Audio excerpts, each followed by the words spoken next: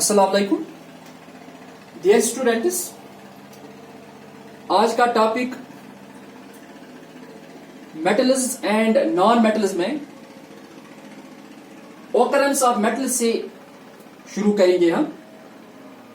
और जैसा कि हम जानते हैं कि there are 118 elements known till date, and in these 118 elements more than 70% occur naturally.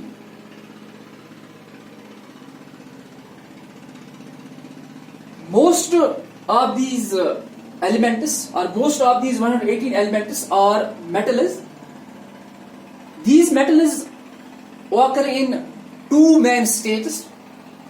One is native state, or we can also call it as free state, and another is combined state, native state,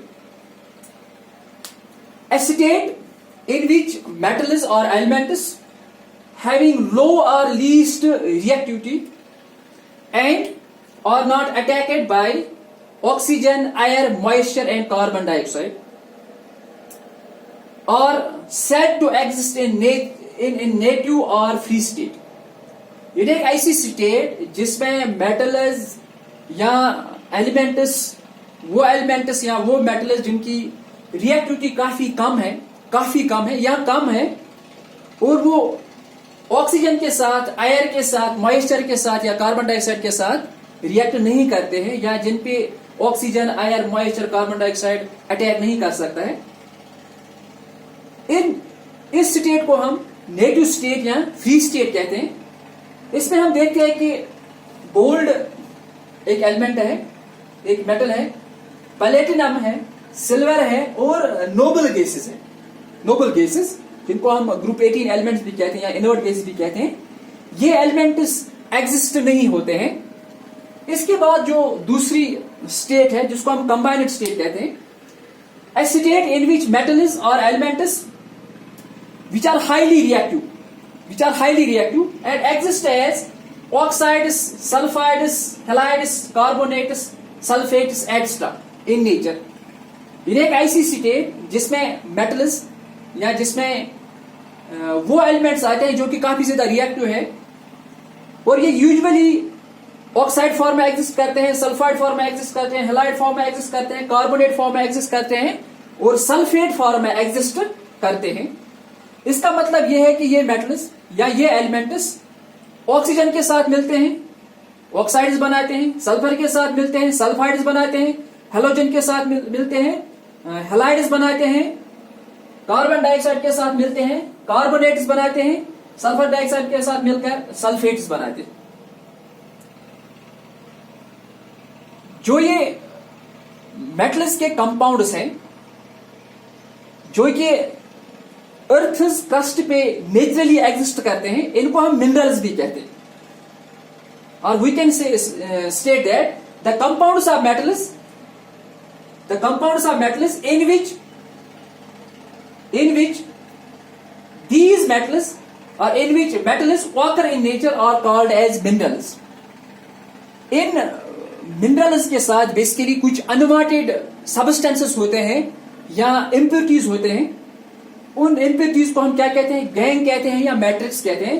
the impurities present with these minerals या the impurities present there in these minerals are called as gangue और matrix. और इन mineral से हम क्या करते हैं? इन्हीं मिनरल से हम इन मेटल्स को एक्सट्रैक्ट करते हैं। हम इन्हें एक्सट्रैक्ट इकोनॉमिकली करते हैं या कन्वीनियंटली करते हैं, और उस फॉर्म, उस मिनरल की उस फॉर्म को हम क्या कहते हैं? उसको हम ओर कहते हैं। That particular form is called as ore. या हम ऐसा कहेंगे, द मिनरल्स फ्रॉम विच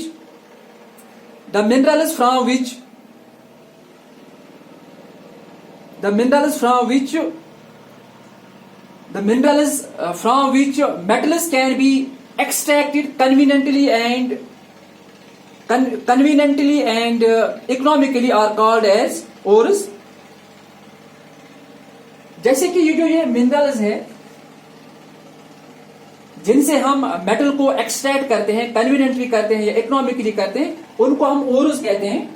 तो हम ये कहेंगे कि ऑल ओरस आर मिनरल्स, यानी कि जो भी ओरस है, यानी कि वो मिनरल्स जिनसे हम मेटल को एक्सट्रैक्ट करते हैं conveniently and economically, all ores are minerals, all ores are minerals, but all minerals are not ores. यानी तमाम मिनरल्स से, यानी कि इन मेटल्स की जो नेचुरल स्टेट है जिसपे ये एग्जिस्ट करते हैं अर्थ क्रस्ट में, उनसे हम एक्चुअली इस मेटल को एक्सट्रैक्ट नहीं करते हैं। अलबत्ता जिनसे हम एक्सट्रैक्ट करते हैं उनको हम क्या कहते हैं? ओरस कहते हैं। इसलिए हम ऐसा भी कह सकते हैं कि all ores are minerals, all ores are minerals, all ores are minerals, but all minerals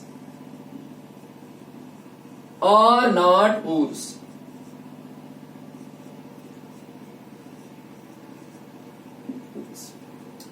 Now we will see some prominent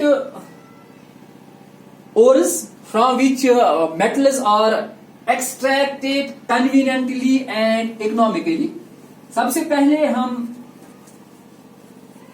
iron के ओर्स के बारे में बात करेंगे।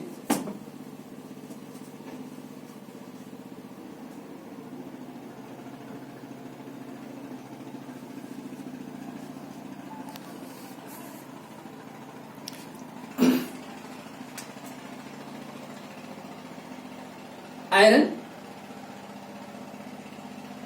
आयरन का जो सिंबल है ये Fe है।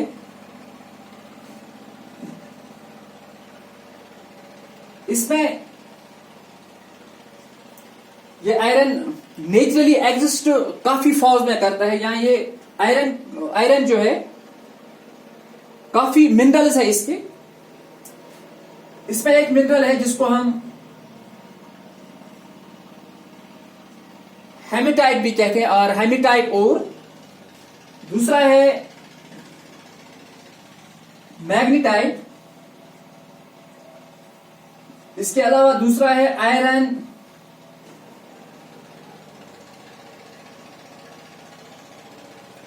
Iron sulphide.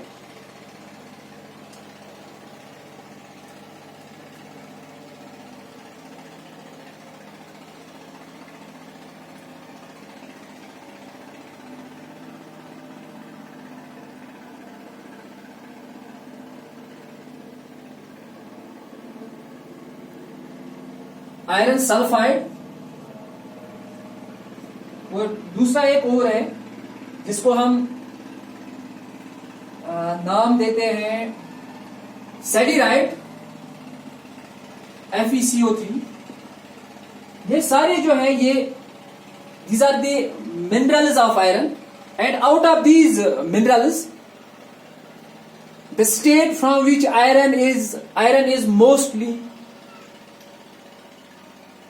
extracted conveniently and economically is hematite ore। इसके अलावा अगर हम बात करेंगे यहां पे जिंक की,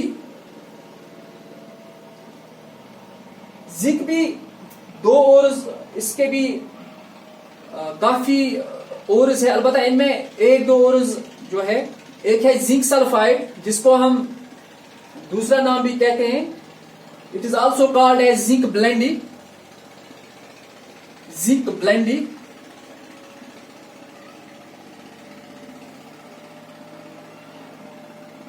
इसके अलावा है zinc oxide, this is also an ore, it is also called as phosphorus wool, phosphorus wool, phosphorus wool। इसके अलावा और भी कॉपर है, एल्युमिनियम है या मरकरी है, इनके भी ओर्स हैं जिनसे कि हम मेटल्स को एक्सट्रैक्ट करते हैं।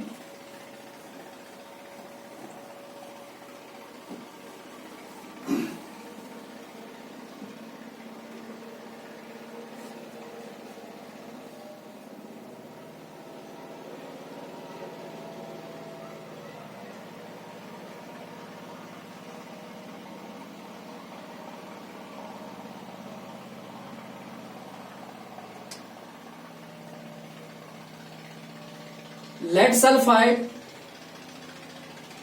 लेड का ओर है,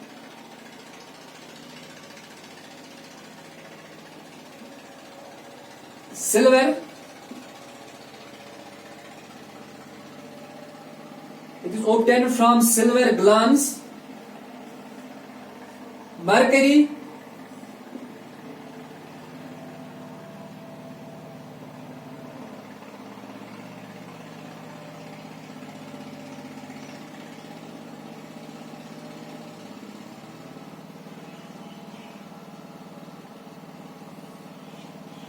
mercuric sulfide, it's also called as Cinnabar or cinnabar. It is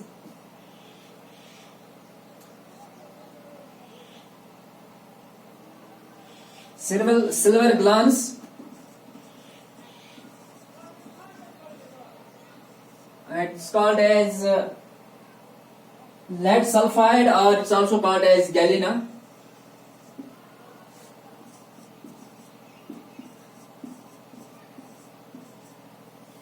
Al2O3, इसके साथ कुछ वाटर मॉलिक्यूल्स होते हैं, लगभग 2 वाटर मॉलिक्यूल्स होते हैं, जिसको वाटर ऑफ क्रिस्टलाइजेशन कहते हैं। इसको कहते हैं हम बक्साइट ओर।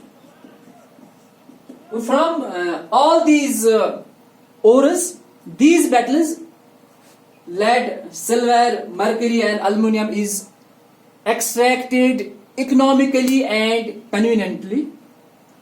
और जो ये प्रोसेस है जहां पे हम मेटल्स को एक्सट्रैक्ट करते हैं from their ores, the process due to which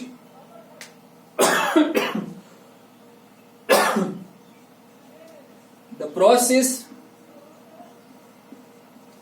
in which metals are obtained or extracted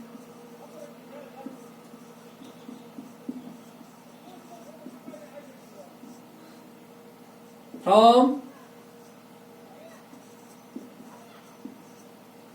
the process in which metals are obtained, extracted from their ores is called metallurgy.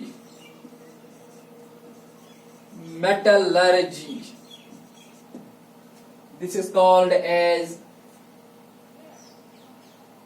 metallurgy.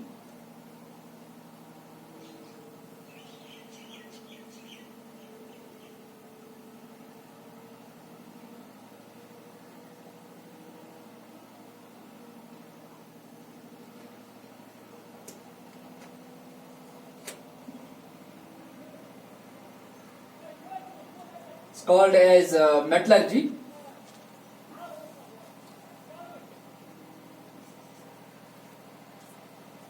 और इस metallurgy के काफी steps है। जैसा कि हम जानती है कि जो मेटल्स है, इनकी जो नेचुरल स्टेट है, उस नेचुरल स्टेट को हम क्या कहते हैं? मिनरल कहते हैं, या उसको हम ओर कहते हैं। मिनरल कहते हैं या उसको हम ओर कहते हैं। और हम उसी हालत में कहेंगे जब हम किसी मिनरल से इस मेटल को एक्सट्रैक्ट करेंगे। तो इस एक्सट्रैक्शन के काफी स्टेप्स है। सबसे पहला जो स्टेप इसमें है, उस स्टेप को हम क्या कहते हैं? That is called as concentration of the ore. हमें एक बात यहां पे जाननी है कि जो मेटल के जो ये ओर्स हैं या जो ये मिनरल्स हैं, they always exist in huge lumps, in big balls.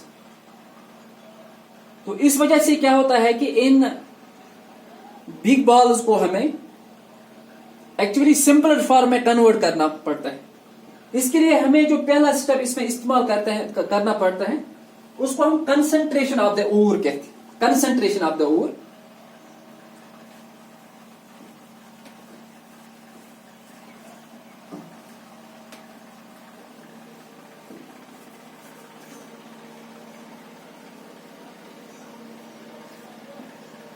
Now the second part of this lecture, that is occurrence of the metal, जहाँ पे इसके बाद हमने देखा कि मेटल कैसे ऑकर होता है।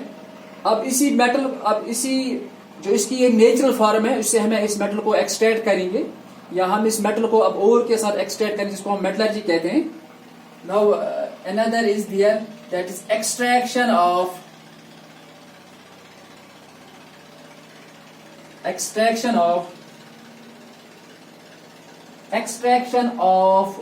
metals.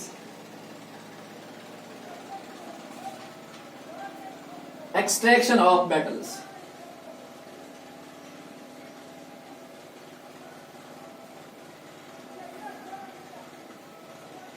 और ये प्रोसेस जिसपे हम मेटल्स को ओर से निकालते हैं, इसको हम क्या कहते हैं? Metallurgy. Metallurgy is basically a separate branch of this chemistry. अलबत्ता यहाँ पे 10th क्लास के लिए हमें इसका थोड़ा सा हिंट पढ़ना पड़ता है, उतना ज्यादा हमें डीप होना नहीं पड़ता है। तो सबसे पहले जो इसमें स्टेप है, जो ये ओर्स होते हैं, ये एक्चुअली बिग बॉल्स और बिग लंप्स में एग्जिस्ट होते हैं। इस वजह से हमें क्या करना पड़ता है, इन ओर्स को हमें सिंपल फॉर्म में कन्वर्ट करना पड़ता है। और इसके लिए जो पहला स्टेप है, इसको हम कंसंट्रेशन और it is called as dressing of ore. या कुछ किताब में आपको मिलेगा कि इसको हम क्या कहते हैं? Enrichment of ore. Enrichment of ore और ओर्स।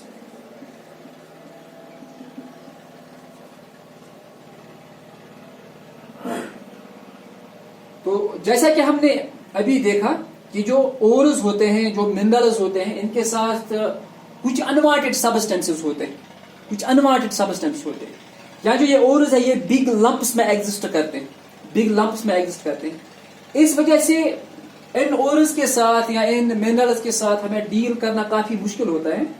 तो सबसे पहला जो स्टेप है, इसमें हम कंसंट्रेशन करते हैं, या इन ओर्स की हम ड्रेसिंग करते हैं, या इन ओर्स का हम एनरिचमेंट करते हैं। इसमें क्या है कि जो इनमें जो इम्प्योरिटीज एग्जिस्ट होते हैं, these impurities are usually in the form of, these can be rocky impurities, these can be soil particles,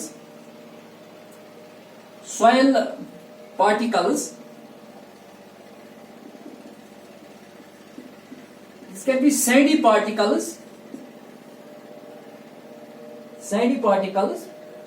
or this can be limestone, or there is another impurity that is called as mica, etc. ये substance है, ये actually इनकी हमें actually जरूरत नहीं होती है। इनको हम इम्प्योरिटीज, इनको हम गैंग कहते हैं, इनको हम मैट्रिक्स कहते हैं। तो इन इम्प्योरिटीज को एक्चुअली हमें अलग करना पड़ता है। किससे? इस ओर से। इसके लिए हमें जो पहला स्टेप इसमें करना पड़ता है, इसको हम कहते हैं concentration of ore, dressing of ore और एनरिचमेंट ऑफ ओर। अगर हम इस स्टेप को थोड़ा एलॉबरेट करेंगे तो बहुत सारे केस में जो इम्प्योरिटीज होते हैं, ये काफी बिग लैंप्स की तरह होते हैं, और इनको हमें क्रश करना पड़ता है। This also called as the crushing of the ore. और उसके लिए हमें क्या करना पड़ता है, हमें इन इम्प्योरिटीज को एक ऐसे मशीन में डालना पड़ता है जहां पे कि ये ओर्स क्या होते हैं, ये कन्वर्ट होते हैं इनटू सिंपल फॉर्म। तो ये सब कुछ एक्चुअली डिपेंड करता है कि ओर का नेचर क्या है, what is the physical and chemical property और प्रॉपर्टीज ऑफ द ओर। यानी ओर की फिजिकल और केमिकल प्रॉपर्टीज के हिसाब से हमें इस स्टेप को करना पड़ता है, दैट इज कंसंट्रेशन, ड्रेसिंग और एनरिचमेंट ऑफ द ओर। इसके बाद जो दूसरा स्टेप है, अब हमारे पास जो ये और किस फॉर्म में आ गया? ये कंसंट्रेटेड फॉर्म में आ गया, कंसंट्रेटेड फॉर्म, कंसंट्रेटेड फॉर्म में आ गया।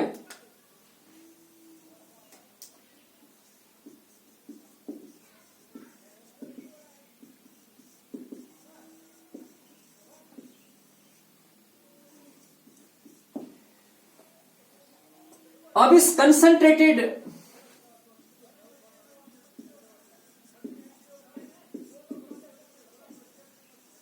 कंसंट्रेटेड ओर को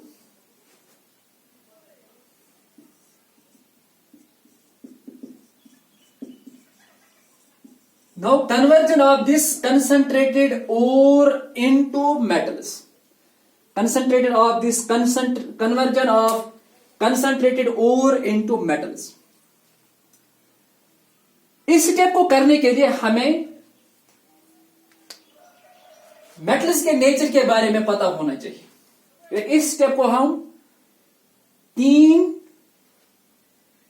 स्टेप्स में करते हैं, या ये जो स्टेप है ये हमें मेटल्स के नेचर के हिसाब से करना पड़ता है। और इस स्टेप में एक्चुअली हमें रिएक्टिविटी सीरीज को ध्यान में रखकर ये स्टेप हमें करना पड़ता है।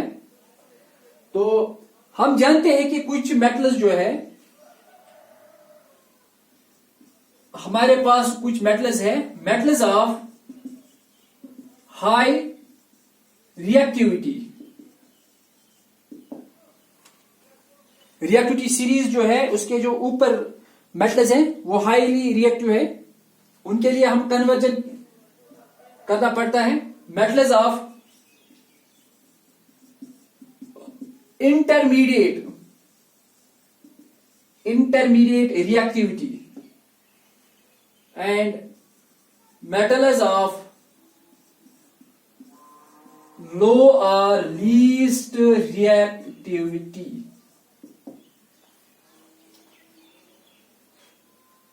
सबसे पहले जो स्टेप हम यहां पे लेंगे उनमें हम उन मेटल्स को एक्सट्रैक्ट करेंगे जो कि हाईली रिएक्टिव है, हाईली रिएक्टिव मेटल्स।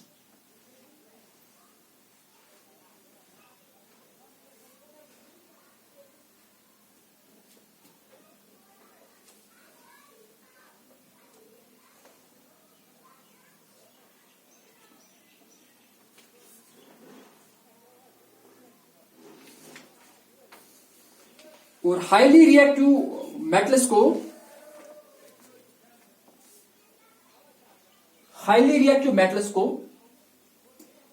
मेटल्स में हम देखेंगे sodium, potassium, magnesium, calcium. These are the metals of highly reactive metals. तो इनको एक्सट्रैक्ट करने के लिए हमें, क्योंकि ये मेटल्स हैं, अगर हम इनको कन्वर्ट करने की कोशिश करेंगे, कन्वर्जन में क्या है कि काफी ज्यादा रिएक्टिव है ये, इस वजह से हम इनको रिड्यूस नहीं कर सकते, रिडक्शन नहीं कर सकते इनकी। रिडक्शन एक ऐसा स्टेप है मेटलर्जी में जहां पे हमें जो ओर है, ओर को एक्चुअली हम मेटलिक फॉर्म में कन्वर्ट करते हैं। उसके लिए हमें इस ओर को किसी भी रिड्यूसिंग एजेंट के साथ मिलाना पड़ता है। हालांकि ये मेटल्स जो है, सोडियम है, पोटेशियम है, मैग्नीशियम है, कैल्शियम, ये काफी ज्यादा रिएक्टिव है। अगर हम इनको रिड्यूसिंग एजेंट के साथ मिलाएंगे या किसी और फॉर्म में कन्वर्ट होंगे, इस वजह से जो हमारा स्टेप जो है, जो हम प्रोसेस कर रहे हैं कि हम इन मेटल्स को हम एक्सट्रैक्ट नहीं कर सकते, या हमारे लिए इनके एक्सट्रैक्शन करनी काफी ज्यादा मुश्किल हो जाएगी। इसके लिए इनके लिए एक कन्वीनियंट स्टेप है, उस स्टेप को हम क्या कहते हैं? Electrolysis step, electrolysis. और इलेक्ट्रोलिसिस में हम क्या करते हैं कि एक प्रोसेस हम करते हैं, हम इन ओर्स को एक सेल में लेते हैं, एक टैंक में लेते हैं, जिसको हम इलेक्ट्रोलिटिक टैंक कहते हैं, इलेक्ट्रोलिटिक सेल हम जिसको कहते हैं।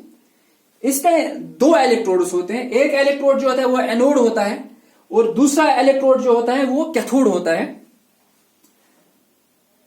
तो हम इसके बीच में एक्चुअली इलेक्ट्रिक करंट को पास करते हैं। इस इलेक्ट्रिक करंट की वजह से क्या होता है, जो ये ओर होता है ये एक्चुअली ब्रेक होता है। जो ओर होता है ये ब्रेक होता है और जो इसमें जो भी मेटल होता है, फॉर एग्जाम्पल अगर हमें सोडियम की जरूरत है, सोडियम कन्वर्ट होता है मेटलिक फॉर्म में, पोटेशियम मेटलिक फॉर्म में, magnesium into its metallic form, calcium into its metallic form. और इस प्रोसेस को हम क्या कहते हैं, इलेक्ट्रोलिसिस कहते हैं। इलेक्ट्रोलिसिस के लिए हम क्या करते हैं, फॉर एग्जाम्पल यहां पे हम सोडियम के ओर की बात करेंगे। फॉर एग्जाम्पल हमारे पास सोडियम है जो कि सोडियम क्लोराइड फॉर्म में एग्जिस्ट करता है। तो इस सोडियम क्लोराइड को हम क्या कहते हैं, बेसिकली इस सोडियम क्लोराइड को हम वाटर में डिजॉल्व करते हैं, इसका हम एक्वस सोल्यूशन बनाते हैं। और इसके बाद जैसे कि हमें पता है कि सोडियम क्लोराइड जो है ये आयनिक कंपाउंड है और आयनिक कंपाउंड जो है वो सॉलिड फॉर्म में इलेक्ट्रिक करंट को कंडक्ट नहीं करते हैं। इस वजह से हमें इस सोडियम क्लोराइड को किस फॉर्म में, लिक्विड फॉर्म में लेना पड़ता है। हम इसके बीच में इलेक्ट्रिक करंट को पास करते हैं और इलेक्ट्रिक करंट की वजह से क्या होता है, ये सोडियम क्लोराइड जो है ये इसकी लिसिस होती है, ये ब्रेक डाउन होता है। तो हमें मिलता है सोडियम मेटल और क्लोरीन जो है ये गैस है, ये इस इलेक्ट्रोलिटिक टैंक से बाहर निकलता है। जो इसमें जो हमें प्रोडक्ट्स मिलते हैं ये हमें सोडियम मिलता है और हमें क्लोरीन मिलता है। सोडियम जो है, यह हमें कैथोड पे एक, हम इस इलेक्ट्रोलिटिक सेल को ऐसे लेंगे, for example this is it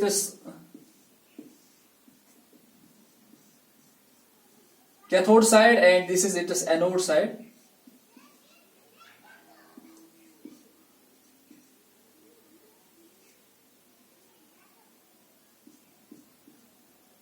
ये बैटरी है और ये सोर्स ऑफ करंट है, ये इलेक्ट्रोलाइट है।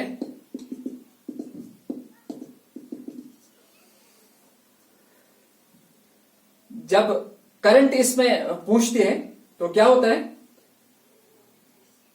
नेगेटिव टर्मिनल है, ये पॉजिटिव टर्मिनल। जो सोडियम है, सोडियम कहां पे, ये कैथोड पे जमा होता है। कैथोड पे हमेशा रिडक्शन होती है, इसका मतलब यह है कि कैथोड पे पहुंचकर क्या ये सोडियम क्या है, ये इलेक्ट्रॉन उसको गेन करता है, और ये खुद किस फॉर्म में चला जाता है,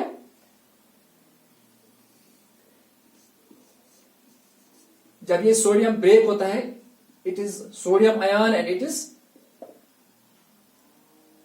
इज क्लोराइड आयन।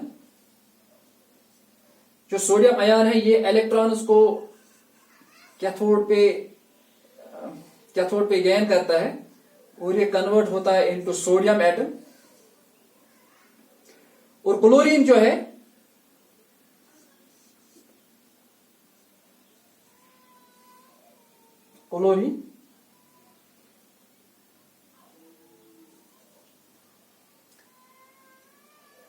एनोड पे इलेक्ट्रॉन्स को लॉस करता है।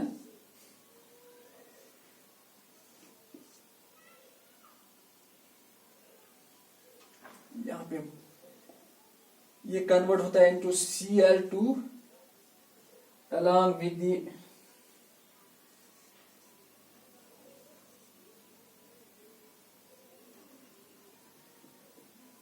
mixer.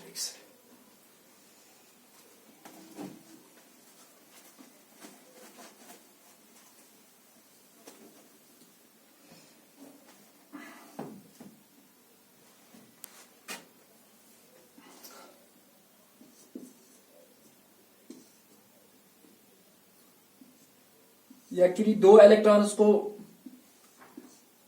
it gives its two electrons to chlorine to anode and it gets converted to chlorine gas. और इस तरीके से हम इलेक्ट्रोलिसिस प्रोसेस का इस्तेमाल करके हाई रिएक्टिविटी मेटल्स को ऑब्टेन कर सकते हैं। इस तरीके से अगर हम देखेंगे पोटेशियम क्लोराइड के लिए भी हम इलेक्ट्रोलिसिस का इस्तेमाल कर सकते हैं, मैग्नीशियम क्लोराइड के लिए भी, कैल्शियम क्लोराइड के लिए भी। और वो मेटल्स जो कि काफी ज्यादा रिएक्टिव है, इनके लिए हमें किस स्टेप को हम इस्तेमाल करते हैं? इलेक्ट्रोलिसिस स्टेप को हम इस्तेमाल करते हैं। या प्रोसेस ऑफ इलेक्ट्रोलिसिस से हम इन ओर्स को किस में, मेटेलिक फॉर्म में कन्वर्ट कर सकते हैं। इसके बाद जो दूसरा स्टेप है,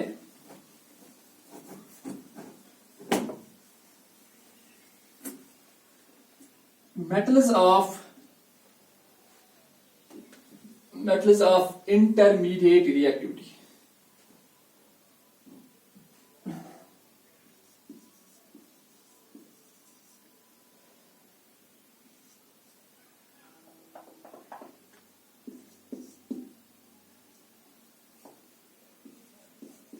Metals of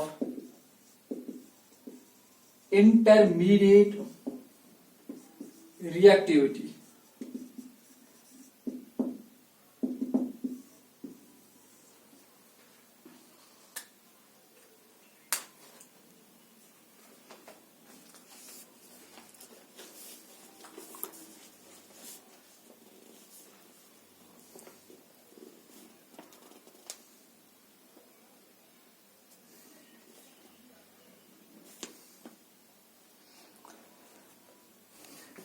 इंटरमीडिएट या हम कहेंगे कि मॉडरेट मेटल्स ऑफ इंटरमीडिएट और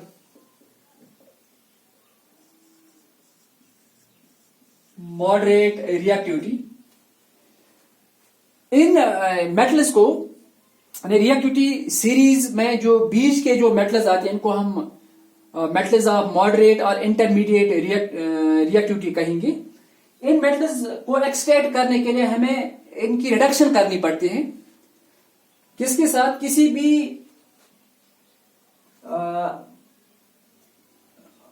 मेटल के साथ या किसी भी नॉन मेटल के साथ। और मोस्टली हम इसमें इस फॉर्म में ज्यादा कोक का इस्तेमाल करते हैं, क्योंकि कार्बन की एक एलोट्रॉफिक फॉर्म है।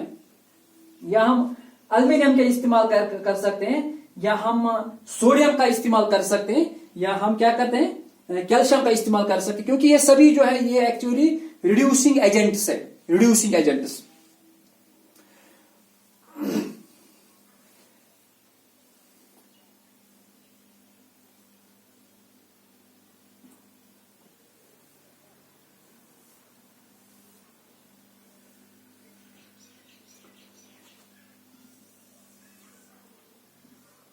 यहां पे इनकी रिडक्शन करने से पहले हमें बेसिकली जो ओर्स हैं, ओर्स के लिए हम लोग the ores of these moderate reactivity, इनके लिए हमें एक्चुअली इन ओर्स की पहले इनके लिए हमें they are subjected to the process of two steps. It depends upon the nature of this ore. We subject them to the process of calcination and roasting.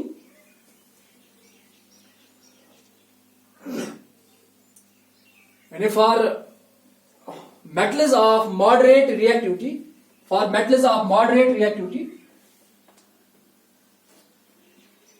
these are basically mostly extracted by reduction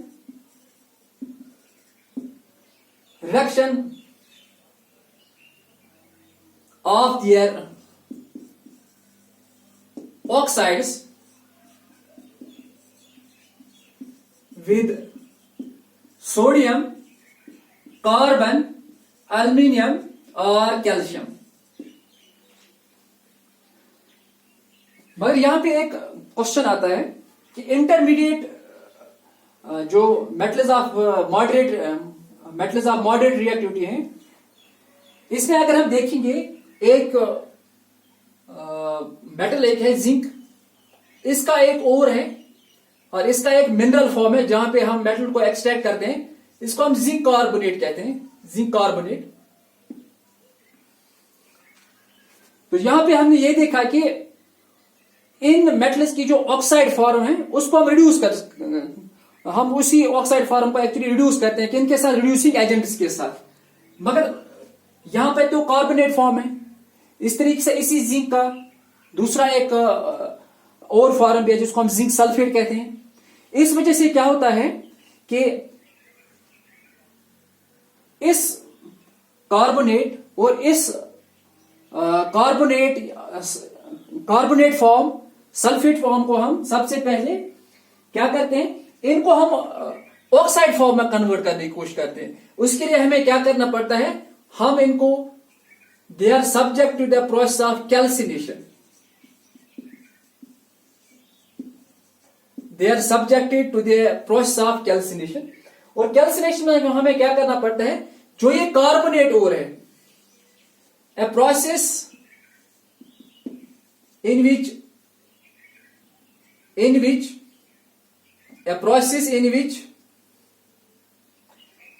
carbonate ore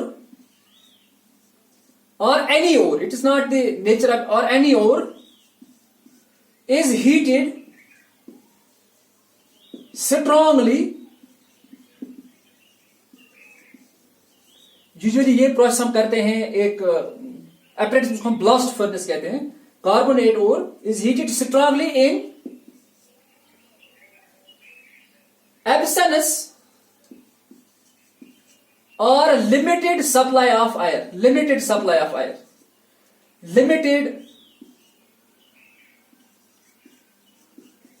in absence or limited supply of air or oxygen। For example यहां पे हम देखेंगे zinc carbonate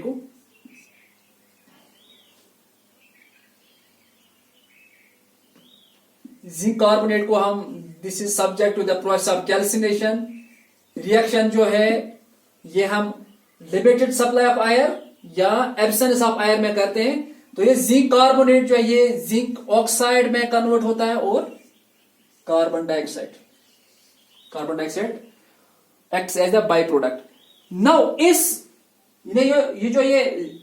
carbonate form of this ore is now gets converted into oxide form.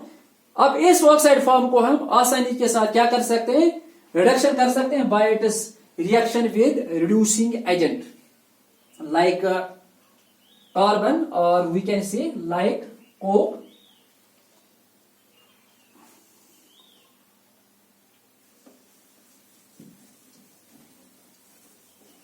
तो यहां पे हमने क्या देखा कि जो मेटल्स ऑफ इंटरमीडिएट और मॉडरेट रिएक्टिव है, इनको हम क्या करते हैं, इनकी हम रिडक्शन करते हैं। मगर रिडक्शन को करने के लिए हमें सबसे पहले जो इनमें कार्बोनेट ओर है उसको हम ऑक्साइड ओर में कन्वर्ट करते हैं। तो ऑक्साइड ओर में कन्वर्ट करने के लिए हम क्या करते हैं, हम इनको स्ट्रांगली हीट करते हैं। किसमें, इन लिमिटेड सप्लाई ऑफ आयर और इन एब्सेंस ऑफ आयर। या हमें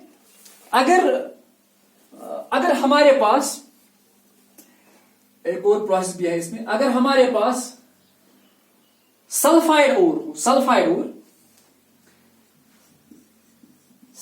ओर तो उसके लिए क्या करते हैं, रोस्टिंग प्रोसेस करते हैं। a process in which ore or sulfide ore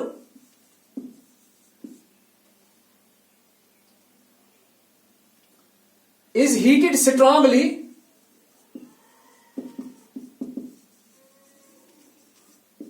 in excess or in presence of air, या in excess of air, in excess presence of air। इस प्रोसेस को हम क्या कहते हैं, क्या कहते हैं, रोस्टिंग कहते हैं। फॉर एग्जांपल हमारे पास है zinc sulphide zinc sulfide.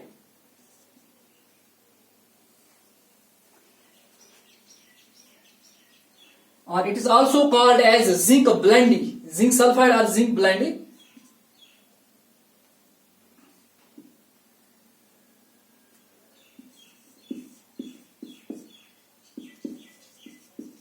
Roasting, excess supply of air, 3 molecules of oxygen, and we heat it very strongly. That is, whenever heating of ore occurs in excess of air, that is called as roasting. और इसमें क्या होता है, जो zinc है ये convert होता है इनटू जिंक ऑक्साइड,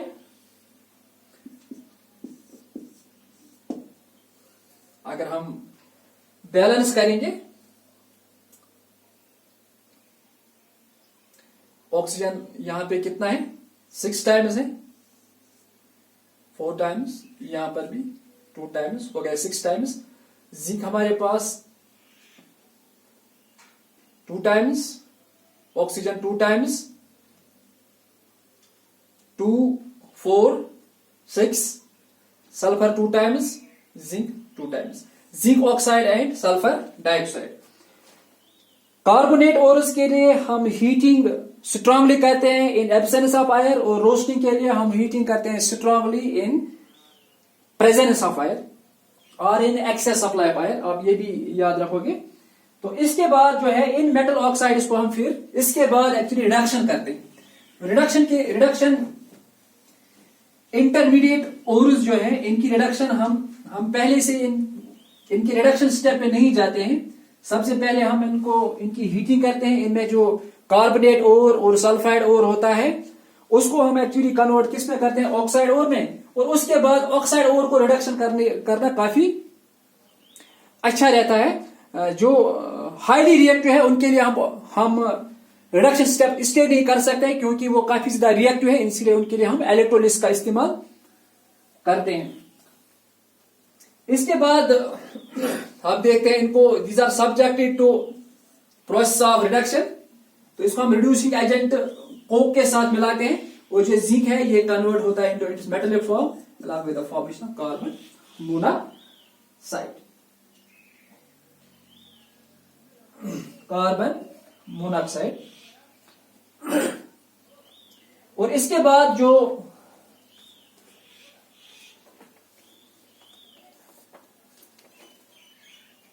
यहां पे एक बात का हम ख्याल रखेंगे कि अगर हमारे पास जो आयरन है, iron also comes in metals of intermediate reactivity. तो आयरन का जो खास जिससे हमें ज्यादा आयरन को ऑब्टेन, उसको हम हेमेटाइट कहते हैं और आयरन ऑक्साइड कहते हैं। और इसके लिए हमें क्या करना पड़ता है, हम आयरन ऑक्साइड की रिडक्शन हमेशा किससे करते हैं, एल्यूमिनियम के साथ करते हैं।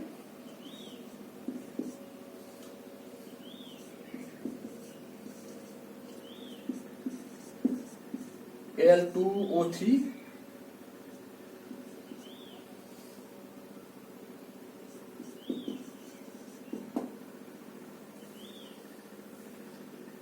जब भी हम किसी भी ऑक्साइड की, किसी भी ओर की रिडक्शन जो है वो एल्यूमिनियम के साथ करते हैं, तो इस प्रोसेस को हम यूजुअली क्या कहते हैं, थर्माइट प्रोसेस कहते हैं, और thermite process called as thermite process और थर्मिट प्रोसेस।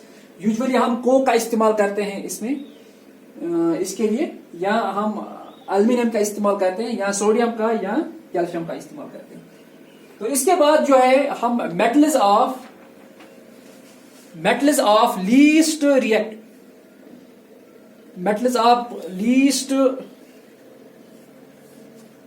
रिएक्टिव, इसमें हम देखते हैं कॉपर है, मरकरी है, या गोल्ड है, सिल्वर है, तो इनके लिए यूजुअली जो स्टेप इस्तेमाल करते हैं, यहां पे हम जो हमारे पास जो मतलब ओरस होते हैं, ये सल्फाइड्स होते हैं या ये ऑक्साइड्स होते हैं, तो इनके लिए हम सिंपली इनको हीट करते हैं. We try to heat them in excess supply fire. They are subject to the process of roasting. इसमें हम देखेंगे metals of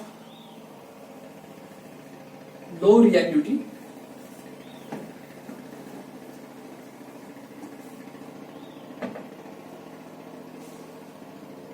metals of low reactivity,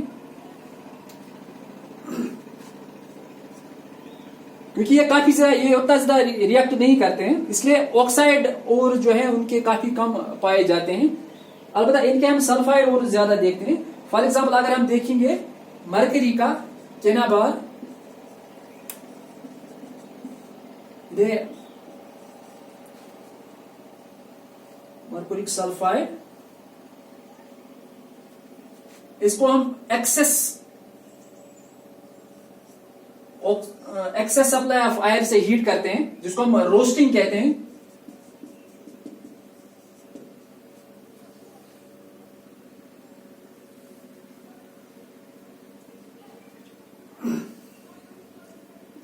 And this gets converted into mercuric oxide.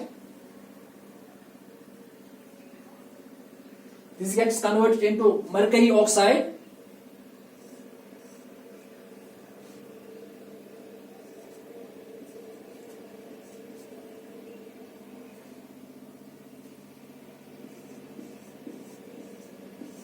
Along with the formation of sulfur dioxide.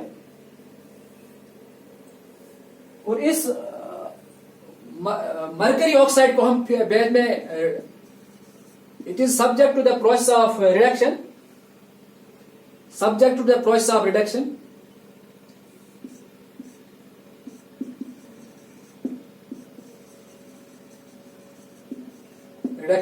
And it gets converted into its metallic form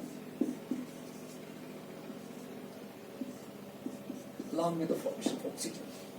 metals of low reactivity के लिए हम क्या करते हैं, हम इन metals of low reactivity जो होते हैं इनको हम प्रोसेस ऑफ रोस्टिंग करते हैं, ताकि जो सल्फाइड ओर है, सल्फाइड ओर को हम ऑक्साइड ओर में कन्वर्ट कर सकते हैं. और फिर इस ऑक्साइड ओर को हम क्या करते हैं, इसको हम रिडक्शन करते हैं ताकि ये मेटेलिक फॉर्म में कन्वर्ट हो जाए. इस तरीके से हम इन कंसंट्रेटेड ओर्स को उनकी मेटेलिक फॉर्म में कन्वर्ट कर सकते हैं. And it is done differently for different metals. For metals of high reactivity we usually use electrolysis process. For metals of moderate reactivity we use process of calcination and roasting followed by reduction. And for metals of low reactivity we use process of roasting followed by process of reduction. और इसके बाद जो है ये metals हैं जो हमें, जो ये ओर्स हैं जो कि हमें मेटेलिक फॉर्म में ऑब्टेन हो गए, इनमें कुछ इम्प्योरिटी होती है, या इनको हम एक्स्ट्रा प्योर करने के लिए क्या करते हैं, these are subject to the process of refining of metals. तो रिफाइनिंग का मतलब क्या है, a process of purifying impure metals. जो ये concentrated impure metals is called refining.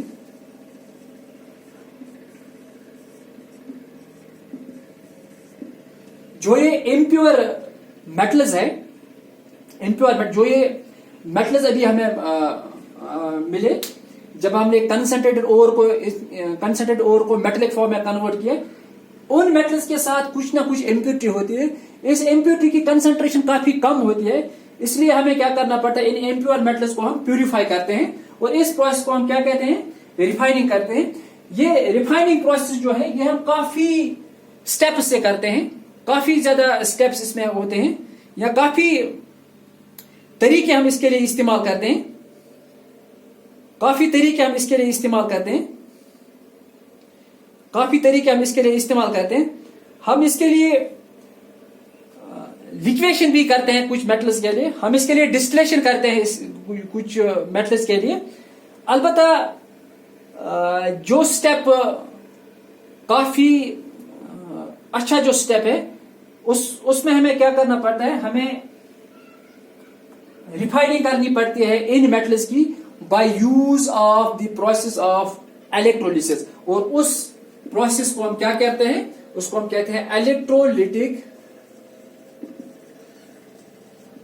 Refining. मेरे कहने का मतलब ये है कि जो मेटल्स है जो अभी हमें मिले, ये एक्चुअली इम्प्योर होते हैं, इनके पास कुछ ना कुछ इम्प्योरिटी होते हैं, कुछ ना कुछ अनवांटेड सब्सटेंसेस होते हैं। इन अनवांटेड सब्सटेंस को हमें एक्चुअली बाहर निकालना पड़ता है, या इस इम्प्योर मेटल को हमें प्यूरिफाई करना पड़ता है, साफ करना पड़ता है। इसके लिए हमें क्या करना पड़ता है, रिफाइनिंग करनी पड़ती है। रिफाइनिंग हम काफी स्टेप से हम डिस्टिलेशन का इस्तेमाल कर सकते हैं। इसके अलावा हम और भी कुछ स्टेप्स का इस्तेमाल कर सकते हैं।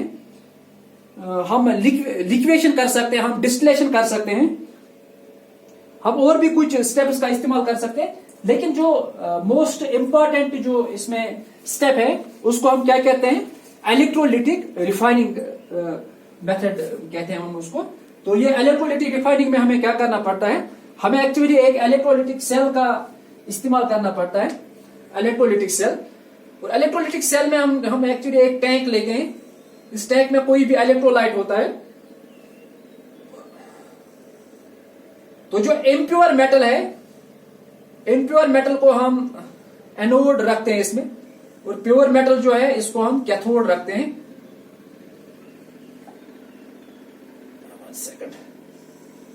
एनोड को हम थोड़ा थिक रखते हैं और कैथोड को हम क्या करते हैं, इसको हम थोड़ा थिन रखते हैं इसमें।